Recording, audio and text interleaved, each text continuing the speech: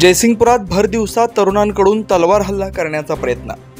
जयसिंगपूर येथील नांदणी रोडवरील शाहूनगर रिक्षा स्टॉप चौकामध्ये भर दिवसा एका तरुणावर हल्ला झाल्याची घटना समजते। याबाबत मिळालेली अधिक माहिती अशी की या ठिकाणी एक वृद्ध महिला व मोपेड दुचाकीवर एक तरुण एकमेकांसोबत बोलत असताना अचानक दुसऱ्या मोपेड दुचाकीवरून 3 तरुण त्या ठिकाणी येऊन यातील एकाने वृद्ध महिलासोबत बोलत असणाऱ्या तरुणावर तलवार हल्ला करण्याचा प्रयत्न केला, पण ती महिला सावध झाल्यामुळे तो वार फसला।